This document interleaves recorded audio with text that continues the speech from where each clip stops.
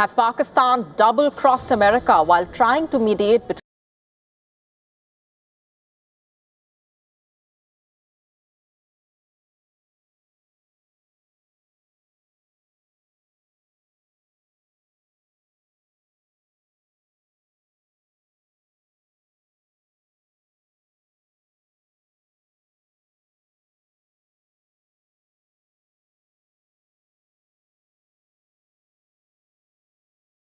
capability?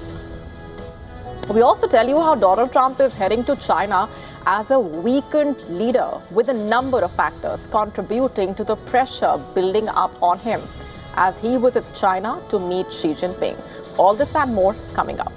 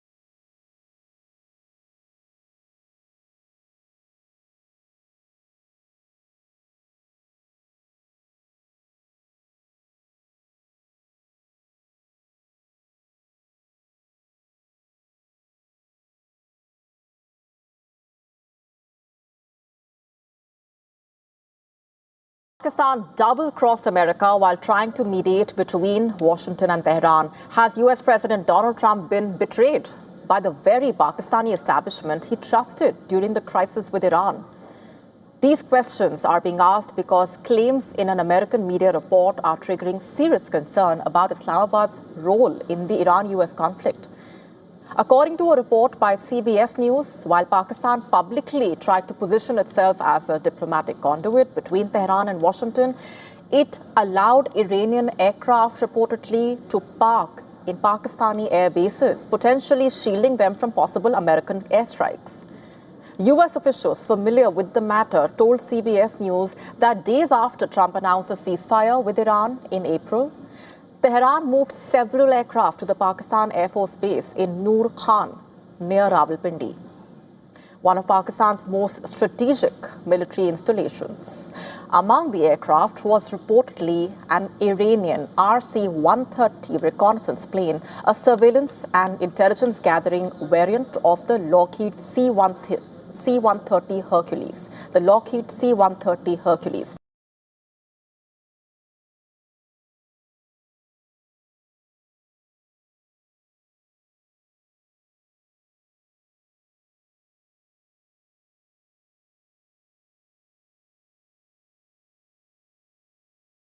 Neighboring Afghanistan. An Afghan civil aviation official told CBS News that an aircraft belonging to Iran carrier Mahan Airlines landed in Kabul reportedly shortly before the war started and was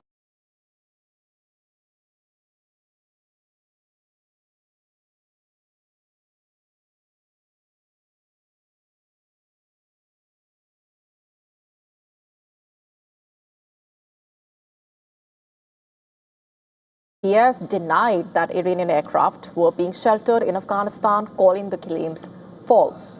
Pakistan also strongly denied the allegations. Islamabad dismissed the report as misleading, sensationalized, insisting that the Iranian aircraft currently parked in Pakistan have no military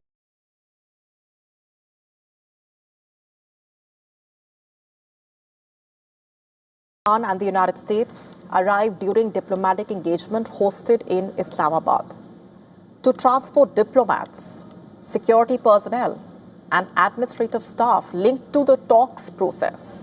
Officials claimed some aircraft remained temporarily in anticipation of further negotiations and stressed that Pakistan was only providing logistical support as part of its role as a facilitator of dialogue.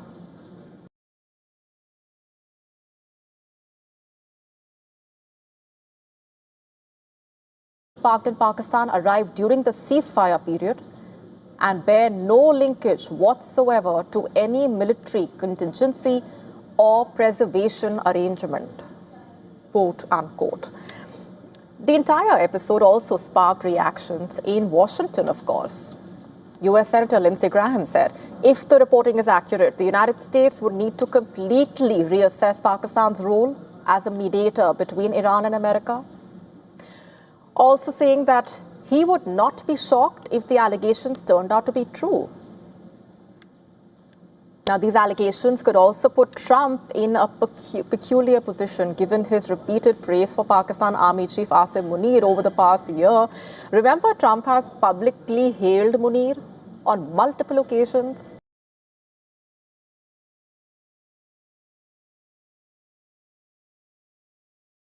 This question, did Trump's trusted man in Islamabad double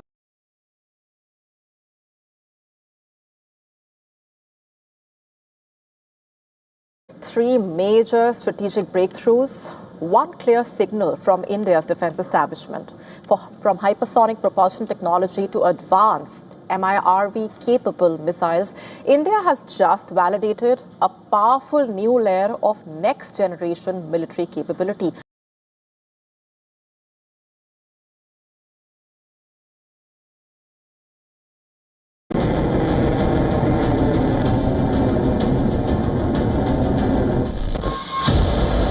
The tests came one after another. A missile carrying multiple warheads, a hypersonic engine component built for extreme speeds, and a new glide weapon designed for precision strikes deep inside contested battle zones. Within just 3 days, India's Defence Research and Development Organisation, the DRDO, validated 3 advanced strategic technologies that represent the future of modern warfare. And together, they mark a major leap in India's evolving military capabilities.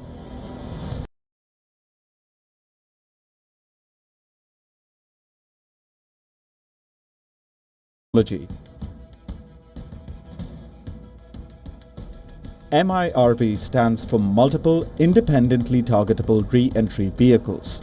In simple terms, a single missile can carry several warheads capable of striking different targets.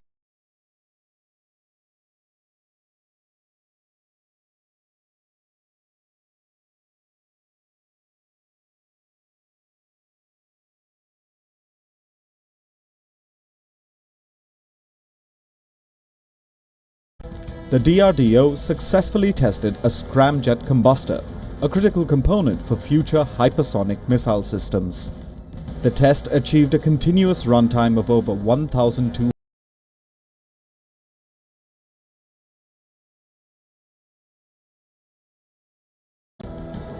Hypersonic weapons travel at speeds above Mach 5 while maneuvering unpredictably, making them extremely difficult to track and intercept.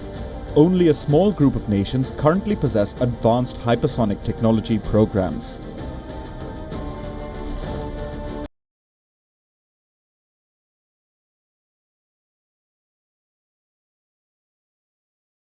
Glide weapon system, known as THARA.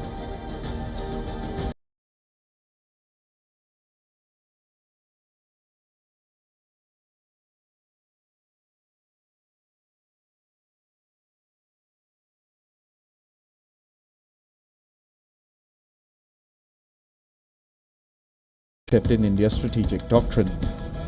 Modern warfare is increasingly moving towards speed, survivability, and precision. Nations are investing heavily in systems capable of penetrating sophisticated air defenses while reducing reaction time for adversaries. India is now signaling its intent to remain part of that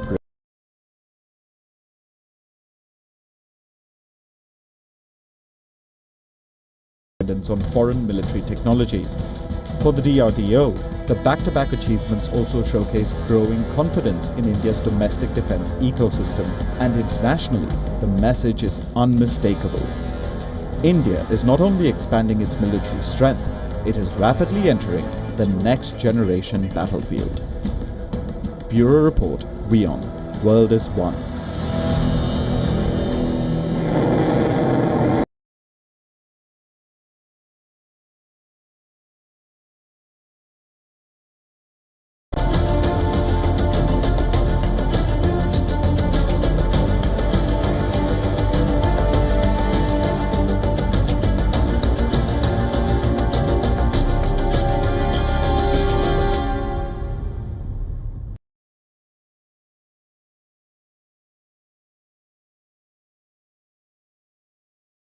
war, with Tehran refusing to agree to a deal on his terms.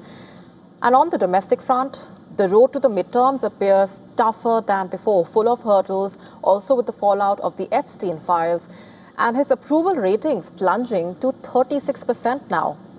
Amid all of this, a weekend Trump is visiting China from May 13 to 15. And this also marks the first visit to China by a US president in more than 8 years. To begin with, Trump is set to meet his counterpart, Xi Jinping. This will be on Thursday morning, followed by a visit to UNESCO heritage site, Temple of Heaven, and a state banquet in the evening. And on Friday, the leaders will be meeting again for tea and lunch before Trump returns to Washington. So that's what the trip will be looking like. Trade,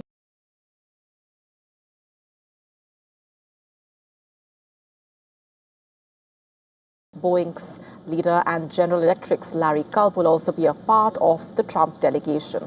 Amid the endeavor to boost bilateral ties, Taiwan also remains a major sticking point here. Although Trump paused weapons sales worth $11 billion to Taiwan, announced in December last year, he is set to raise this issue with Xi Jinping. Listen in. Well, I'm going to have that discussion with President Xi. President Xi would like us not to.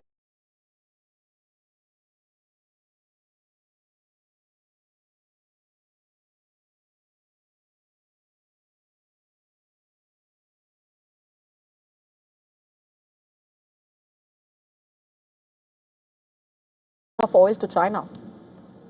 During President Donald Trump's visit to China, the two heads of state will have an in-depth exchange of views on major issues concerning China-U.S. relations.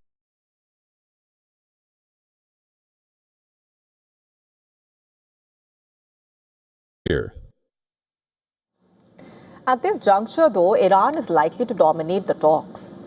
Being Iran's largest trading partner, which purchases roughly 90% of its crude oil, considering its high stakes in reopening the Strait of Hormuz, U.S. officials are reportedly pinning hopes on Beijing to put pressure on Iran to make concessions. And this also assumes significance at a time when the U.S. president stated that the ceasefire is on a massive life support. As per reports, some Trump aides reckon that he is seriously considering resumption of major combat operations. He also met with his national security team at the White House. Just hours before his departure, Trump also shared some images which reflect his state of mind, perhaps, on the Iran war. While one showed destruction of Iranian boats, another post shows drones being shot down by lasers.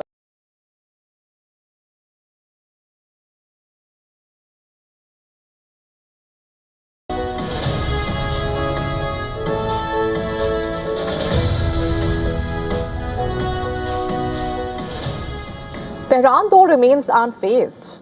It issued a dire warning to U.S. In fact, the Iranian parliamentary spokesman hinted that the country could enrich uranium up to 90%, a level considered weapons grade, if the U.S. and Israel resume the war. So that's where Iran stands right now. And Trump's visit also holds significance from the economic perspective.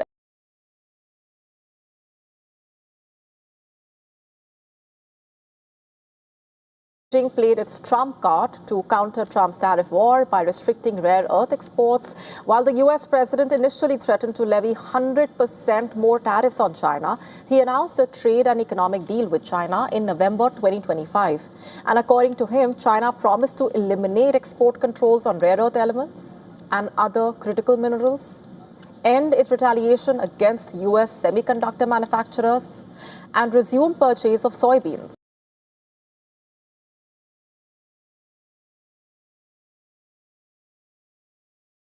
Different way. He had completed over a year in office back then, so that was a different context. Business deals worth $250 billion were inked, including a $37 billion sale of 300 Boeing aircraft to China.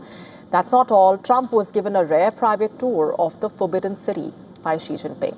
Ahead of Trump's visit, residents of China shared mixed feelings. While some expressed hope of a new economic deal between the two sides, others perceived Trump's arrival as a sign of China's global clout.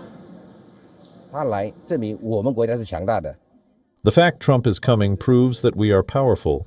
Trump is a snobbish person who changes his face whenever he wants, so we should respond to his changes with constancy.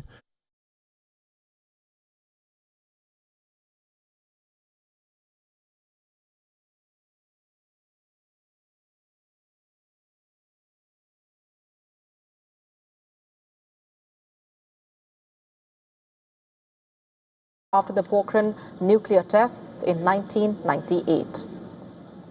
The Prime Minister asserted that no power in the world can make India bow under pressure.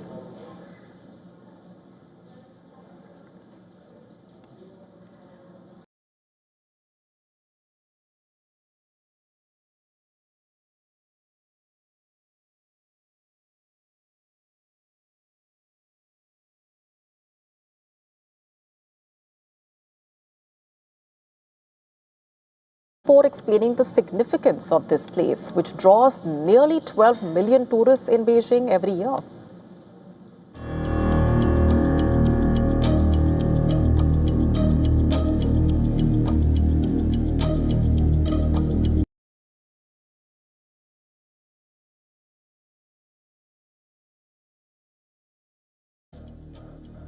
However, Trump's visit is not restricted to meetings with Xi alone.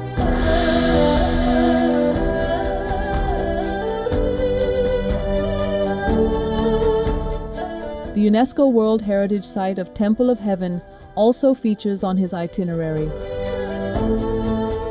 Constructed in the 15th century, it is a huge complex home to 92 ancient buildings with 600 rooms. Emperors of the Ming and Qing dynasties would offer sacrifice to heaven and prayed for bumper harvests. A masterpiece of architecture and design, it symbolizes one of the world's oldest civilizations. This is not all. It covers an area of 207.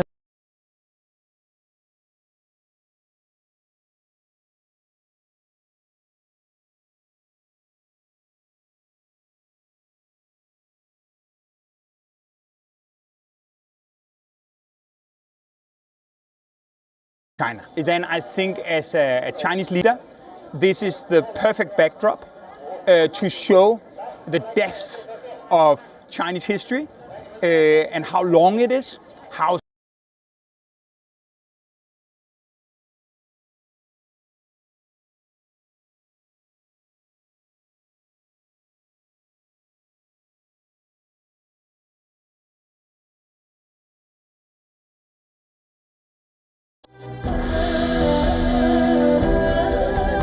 During his last China visit in 2017, Trump and his wife Melania was given a tour of Forbidden City, another UNESCO World Heritage Site. It is the world's largest imperial palace complex. Was she likely to accompany Trump on his visit to Temple of Heaven?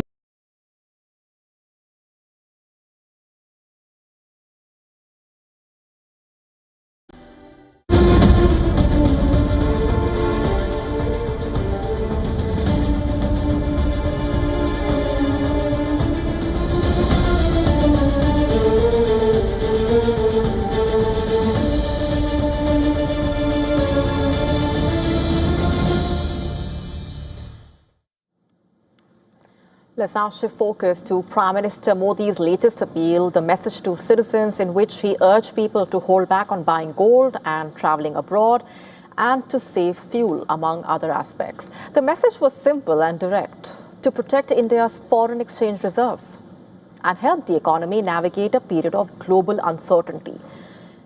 The appeal also coming at a time when the ongoing Iran conflict has pushed up crude oil prices, increased pressure on the rupee, and triggered concern regarding India's import bill. And one of the biggest contributors to that import bill is gold. India's gold imports have now touched an all-time high. In 2025 to 26, India imported nearly $72 billion worth of gold, a massive 24% jump from the previous year. Just to put that in perspective, India imported $58 billion worth of gold in 2024 to 25.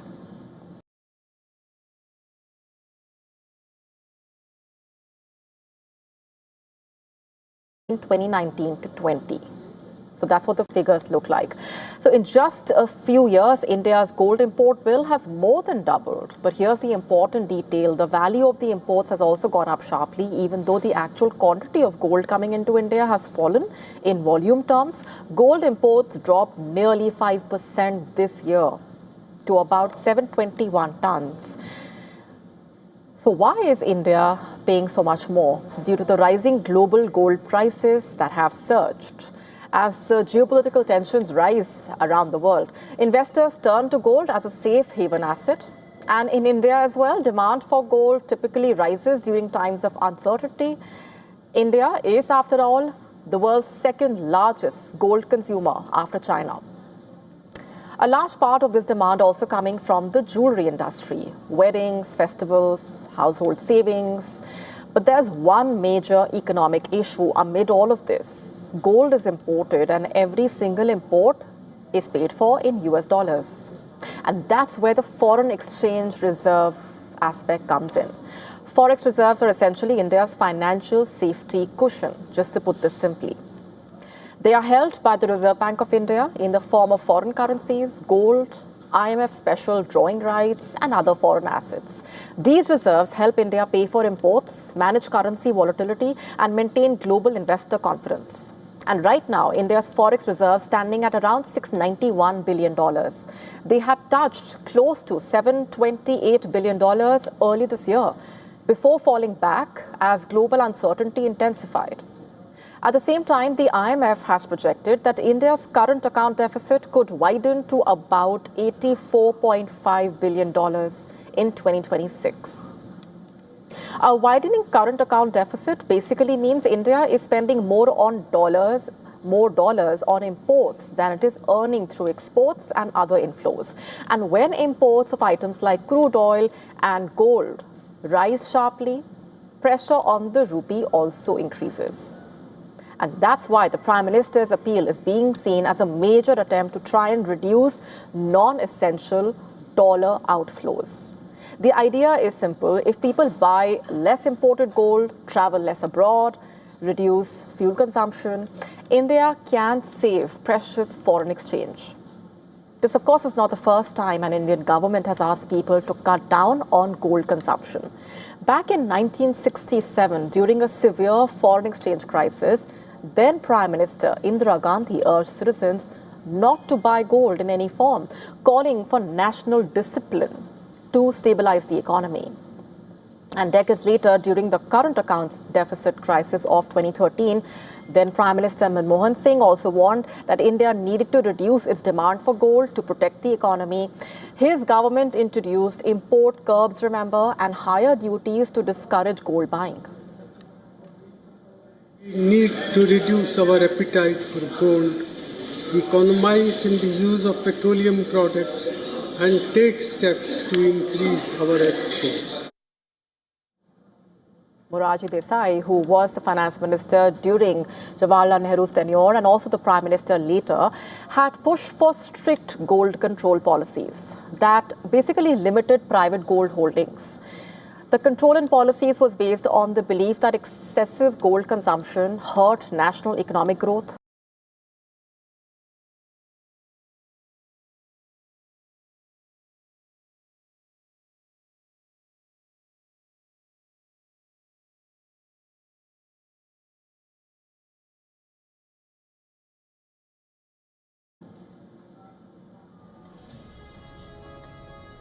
Before we go on, here's a quick look at what else is lined up for you on the show tonight.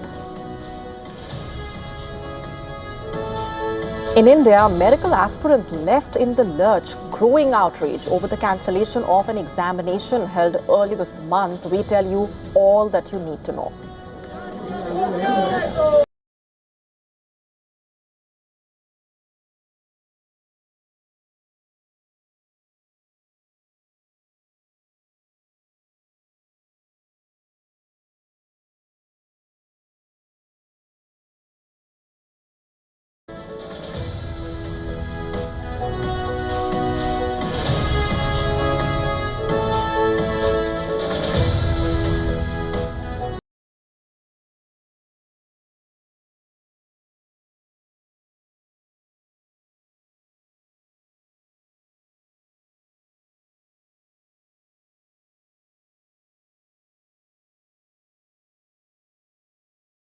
Missile, this is one of the most powerful nuclear weapons ever developed. The test was confirmed by General Sergei Karakeyev, chief of Russia's strategic missile forces. The Russian president congratulated the military on the test, saying that the missile's operational range can exceed 35,000 kilometers. Putin announced the intercontinental ballistic missile will be placed on combat duty at the end of the current year, following successful testing.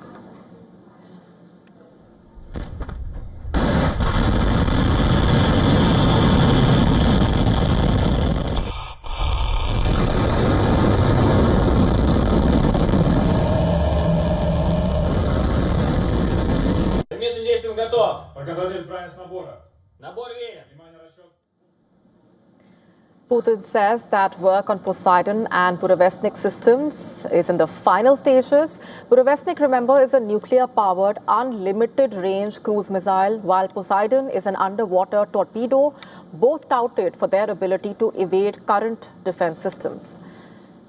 Just for context, this intercontinental ballistic missile is one of the most powerful in the world, capable of carrying multiple nuclear warheads and hitting targets across vast distances, weighing over 200 tons. The missile has a range of 10,000 to 18,000 kilometers and can fly at a terrifying speed of 26,000 kilometers per hour. The nuclear-capable missile can also evade most modern anti-missile defense systems. The planned deployment of the missile, designed to deliver nuclear warheads to strike targets thousands of kilometers away in the United States or Europe, follows years of setbacks and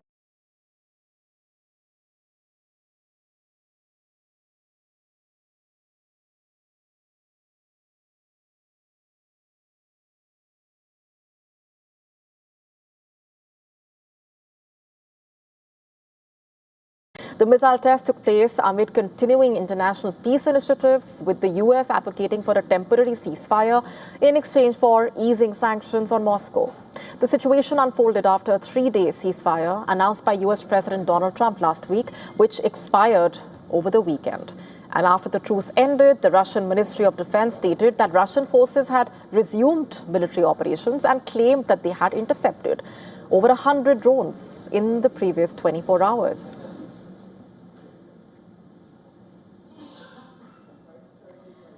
The Vijay-led government in Tamil Nadu got a boost on Tuesday when a faction of the AIADMK announced that it will be extending support to the TVK government ahead of the crucial floor test on May 13. It's a major development. In fact, the AIADMK leader claimed that the party currently stands without any alliance,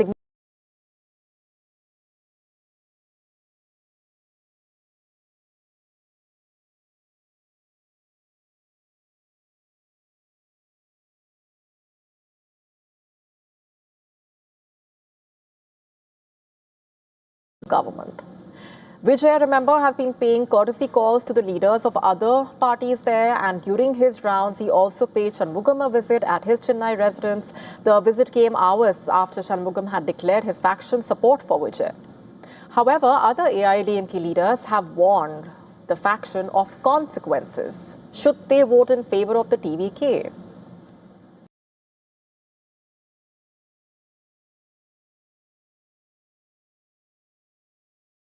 Against the TVK in Wednesday's floor test.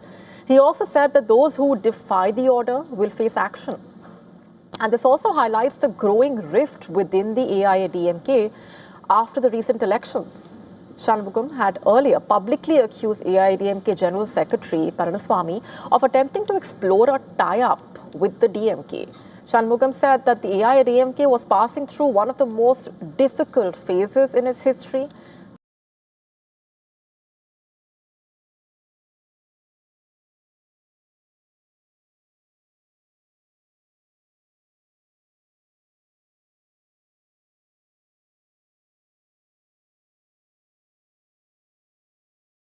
Parted ways with the party ahead of the recent elections to join the TVK.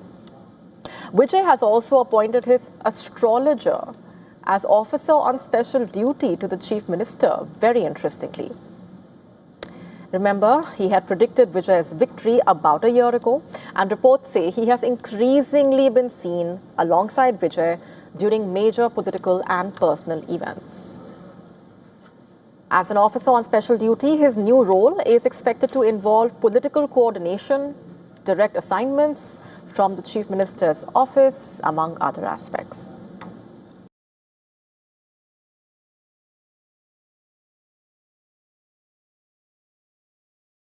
And the political crisis has only intensified for the UK Prime Minister. Despite mounting pressure, Starmer has refused to quit his post.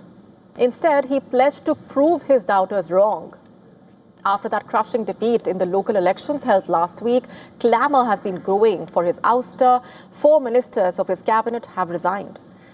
He earlier held a cabinet meeting at his official residence. This was earlier on Tuesday. He informed his cabinet that he intends to stay put. And as the meeting ended, Britain's Work and Pensions Secretary told the media that nobody from the cabinet has challenged Starmer's leadership. Starmer also reiterated that so far, nobody in the Labour Party has initiated the required process to challenge his leadership, but the pressure on him is only mounting.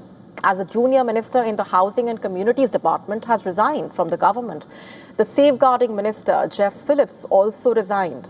And in her letter to Starmer, Phillips said she cannot continue as a minister under the current leadership. Starmer dealt further blow as Health Minister. Zubair Ahmad resigned from his post as well, becoming the 4th cabinet member to step down amid the growing political turmoil. And in a sharply worded resignation letter posted on X, he said that it had become clear that the public across the UK had irretrievably lost confidence in the Prime Minister. Let's just tell you more about the leadership race that takes place in Britain's Labour Party. A leadership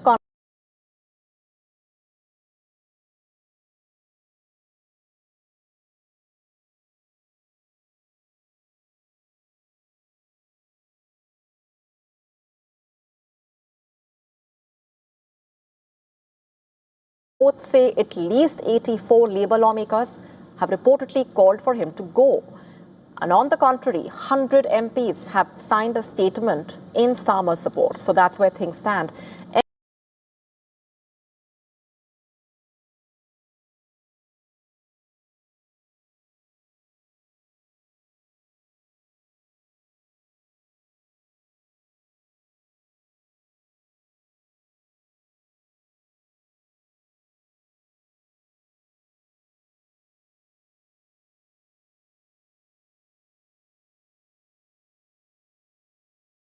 And Prime Minister being separate. But as the convention goes, both offices are held by a single person. Let's just also take a look at the list of possible candidates who could mount a leadership challenge to Starmer. First up is Rayner, who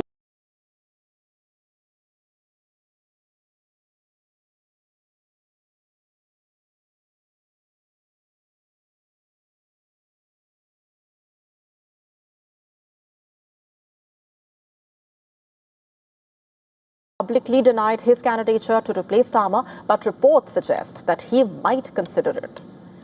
Next up is Greater Manchester Mayor Andy Burnham. His candidature remains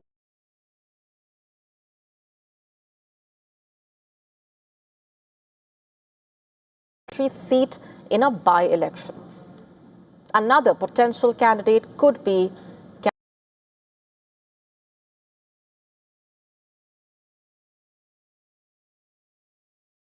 openly called for leadership change, in fact. In addition to a dismal performance in the recent local elections, polling numbers also suggest a grave political crisis for the Labour Party. Farage's Reform UK is polling at first position with 28% support across the country, and there is a tight race for the second place between the Conservatives, the Greens and the Labour. There is a 12 percentage point difference between the Labour Party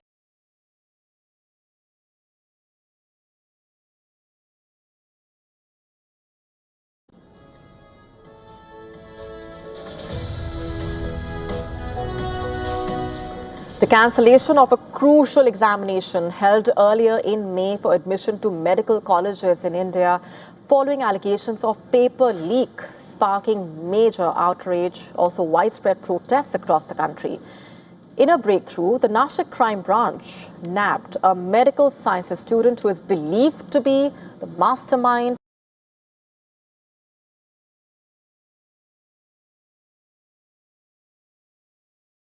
9 arrests have been made across 5 states as of now. The National Eligibility Cum Entrance Test Undergraduate, commonly known as NEET UG, serves as the gateway to medical education in India, basically, and is mandatory for admission to medical colleges across the country. Nearly 2.28 million candidates appeared for the examination on the 3rd of May at more than 5,000 centers across the country.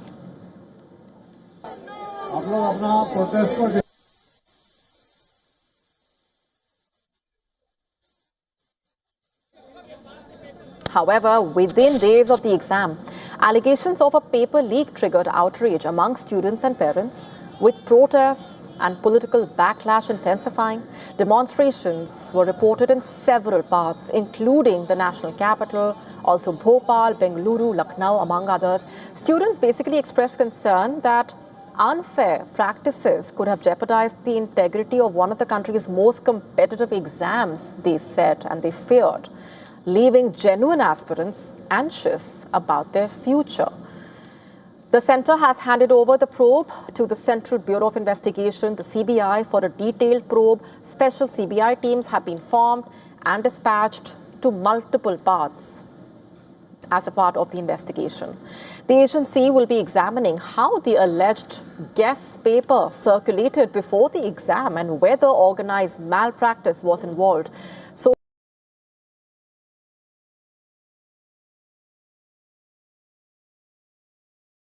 raising concern among students and parents as well about possible delays in the admission process and the overall impact. The uncertainty also has added to the stress faced by the aspirants, many of whom left worried about extended preparation periods, also mental exhaustion and the impact of the academic schedules. The agency also acknowledged that the re-examination would cause inconvenience to students and families.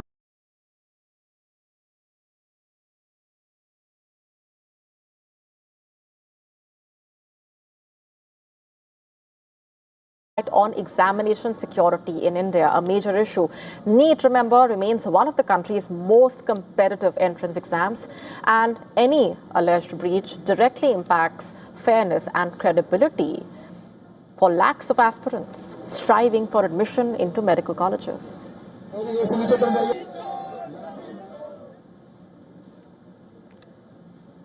If you were to make your way from Sri Lanka to India, how would you travel? Would you swim all the way? This is a story about an extraordinary journey, the story of a Bengaluru-based couple making history by becoming the first couple to complete a side-by-side open water swim all the way from Sri Lanka to India along the historic Ram Setu route. They swam nearly 32 kilometers. How long did it take? 10 hours and 45 minutes, almost 11 hours of a journey. Imagine that. It's a remarkable feat. They are IT professionals who reportedly started serious swimming training only 4 years ago. It's been a demanding journey, of course.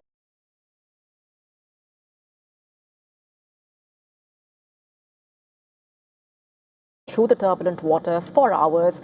The crossing was reportedly carried out under strict supervision with support boats, paramedics, Indian Coast Guard personnel accompanying the swimmers. The caption for one of their videos talks about how all their training and preparation will be tested on the swim and that they feel ready, and they surely were. And now that they have made history, their achievement is being celebrated with many applauding their endurance, resilience, discipline, also serving as a major inspiration. One of their pictures has them holding up a banner that says, "Not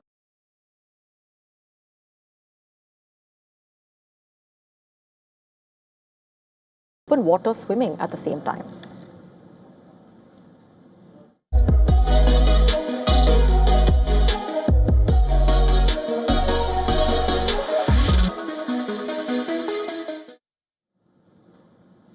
What happens when people stop questioning machines and start trusting them emotionally more than they should? A new study warns that AI chatbots may not just be spreading misinformation, they may actually strengthen false beliefs. distort memories perhaps, and deepen dangerous delusions, especially among one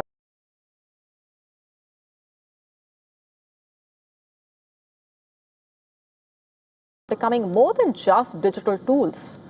They're acting like companions that agree with the users, validate their emotions, and build on personal narratives, even when those narratives are false or harmful. The study warning that repeated interactions with AI can slowly blur the line between reality and imagination. Unlike search engines or notebooks, researchers say chatbots respond in human-like conversations. That emotional connection they want makes users feel understood and supported, and instead makes conspiracy theories and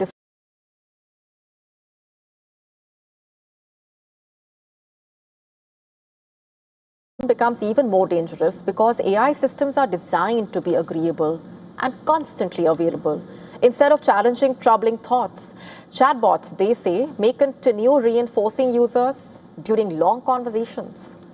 And in some reported cases, researchers describe the phenomenon as AI-induced psychosis. The study also raises concern for people who feel that they are socially isolated or emotionally vulnerable.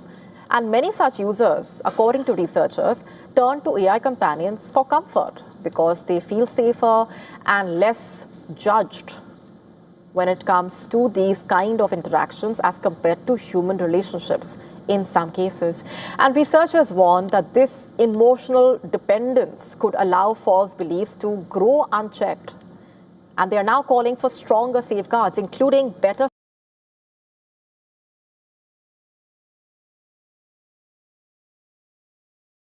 automatically validating them.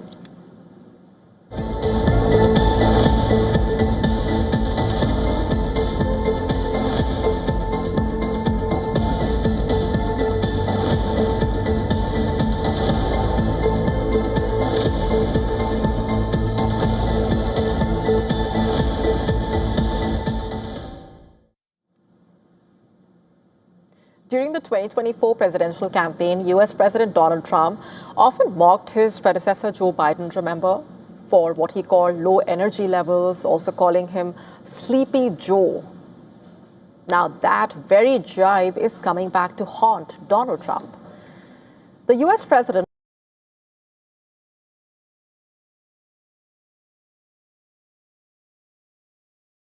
local time on Monday. Even as those standing behind him addressed the media, footage seemed to show Trump with his eyes shut on multiple occasions, and this triggered speculation. Did he actually fall asleep, or was he just getting some much-needed eye rest or closing his eyes just for a few moments?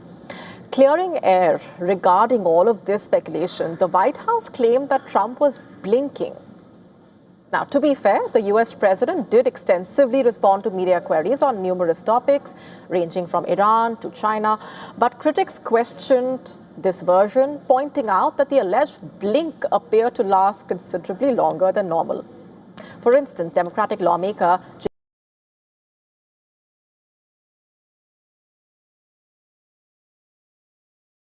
Cliff, quote unquote, and his fellow party congressman, Ted Lieu, also mocked Trump, asserting that he is not fit to be the US president. Essentially, that's what he said. Now, this is not the first time when Trump has been caught in a bout of daytime drowsiness. A week ago, he appeared to slip into a daze during an Oval Office event, as speculated, when he signed an executive order to restore the presidential fitness test in schools. In December last year, cameras caught Trump closing his eyes several times, it seemed. He could be seen sitting back in his chair with his eyes drooping and sometimes even shutting completely. While Trump recently boasted about having aced a cognitive test thrice during his presidential tenure, health concerns are mounting. For instance, bruises have been noticed on his hands on multiple occasions in the last few months. Thereafter, the White House attributed it to frequent handshaking, use of aspirin, as well as a condition named chronic venous insufficiency.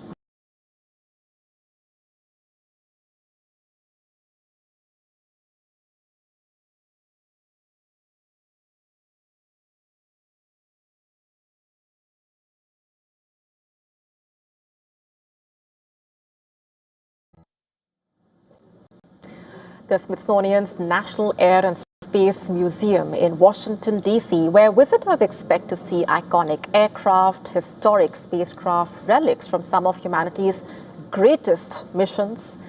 Amid all of the high-tech machines and symbols of space exploration, one exhibit is drawing special attention.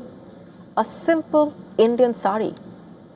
At first glance, it could look ordinary, but this sari represents an extraordinary moment in India's space journey. It belonged to Nandini Harinath, one of ISRO's celebrated rocket women, who played a crucial role in India's historic Mars orbiter mission, better known as Mangalyaan. And this is the very sari she wore to work on the day India's spacecraft successfully left Earth's orbit and started that 300-day journey to Mars. And today that garment hangs inside one of the world's most prestigious space museums. India's Mars orbiter mission was ISRO's first ever interplanetary mission. The spacecraft was launched from the Satish Dhawan Space Center in Sriharikota on the 5th of November 2013. The goal was not just to reach the red planet, but also to test critical technologies required for interplanetary exploration, while using scientific instruments to study the Martian surface and atmosphere. And when India successfully entered Mars orbit in 2014, it created history. India became the first country in the world to achieve this feat in its very first attempt. It was a moment that captured global attention, not just for the science, but also for the team behind it and the journey. Images of women scientists in colorful saris celebrating inside the ISRO control rooms quickly became iconic around the world. And today, years later, that moment has found a special place inside that museum, not in the form of a rocket engine, but as a piece of space technology, but in the form of a sari that symbolizes the women who helped India achieve that feat. Nandini Harinath's career spanning more than 2 decades, she has contributed to over 14 missions at India's space agency. But among all those missions, the Mangalyaan mission stood out.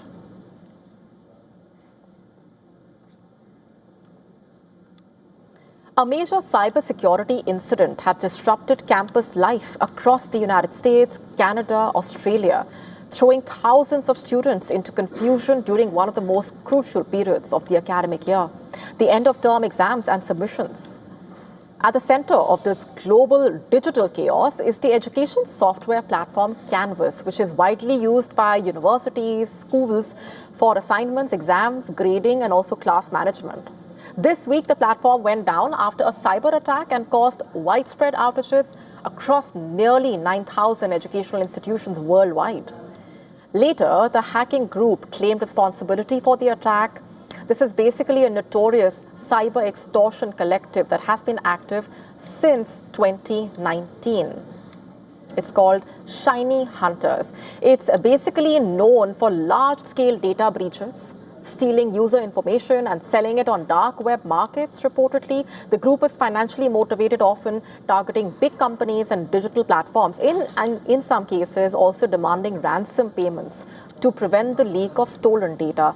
And over the years, Shiny Hunters has been linked to high-profile breaches across technology, entertainment, education sectors, making it one of the most watched cyber threats in recent years. And their latest attack on Canvas has caused major disruption during the final exam weeks when students are submitting their assignments, taking online tests, and completing final evaluations. The impact has also been global and immediate. Universities in multiple countries have been forced into emergency response mode. At Mississippi State University, final exams were postponed to give students time to recover lost work and access course materials once systems stabilized. At the University of Sydney, meanwhile, students were reportedly told that Canvas was unavailable and were specifically warned not to log in during exam periods. At University of Toronto, administrators confirmed that multiple universities were affected by the outage. In the US, students at University of California, Los Angeles faced difficulties submitting assignments online, while the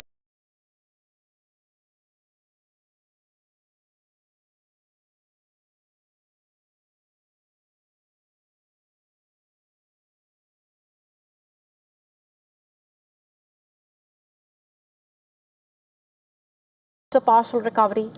And this incident highlights a growing reality of the digital age, that universities are now just as vulnerable as corporations when it comes to cyber attacks. And for students, the impact goes beyond technical disruption. It means missed deadlines, interrupted exams perhaps.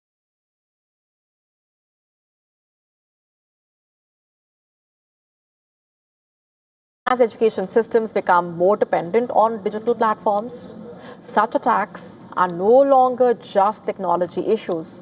They are directly tied to learning, mental pressure, and also the future of millions of young students around the world.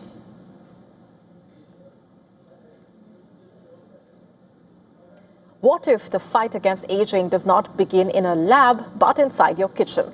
Scientists now believe a few simple food habits, including taking olive oil, coffee, and smarter eating choices, could help people live longer and stay healthier for years.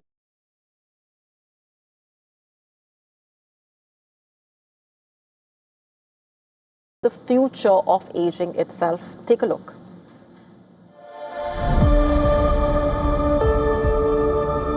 Humanity has spent billions chasing immortality through pills and plastic surgery. We obsess over high-tech biohacks, while our bodies slowly succumb to the silent wear and tear of inflammation. The clock is always ticking. But what if the most powerful weapon against the mirror isn't a chemical? What if it is a simple biological intervention hidden in plain sight? Scientists studying aging and long-term health are increasingly finding that small dietary changes may have a powerful impact on how the body ages over time.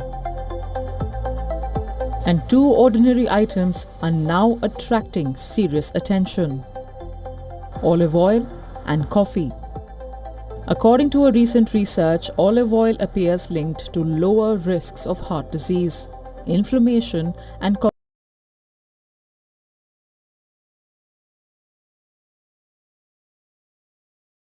blood vessels, and reduce damage caused by aging at the cellular level. Coffee is also undergoing a major scientific reassessment. Once viewed with caution, moderate coffee consumption is now associated in several studies with improved brain health, reduced risk of certain diseases, and potentially slower biological aging. Researchers believe compounds inside coffee may help fight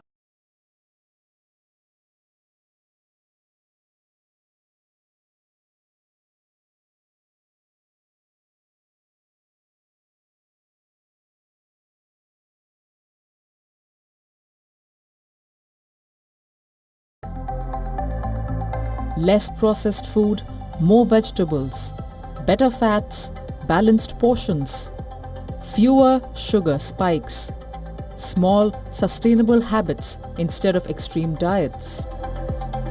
By prioritizing these smart fats and natural brews, we can lower the risk of chronic illness and keep the mind sharp well into the twilight years. Bureau Report, WION World is One.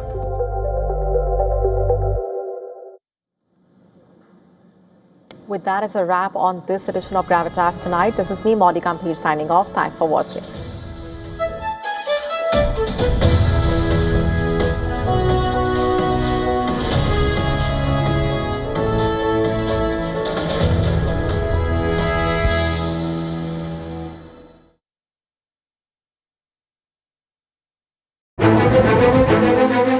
In-depth coverage of global issues broken down into facts, figures, and simple words.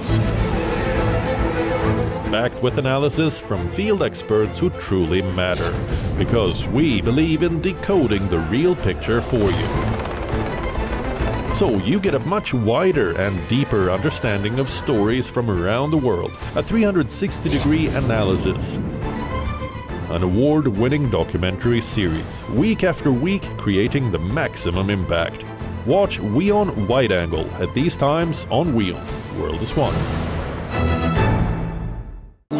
WION, India's global voice, the channel that brings you the biggest stories from across the world through India's lens. Now available in more than 190 countries worldwide.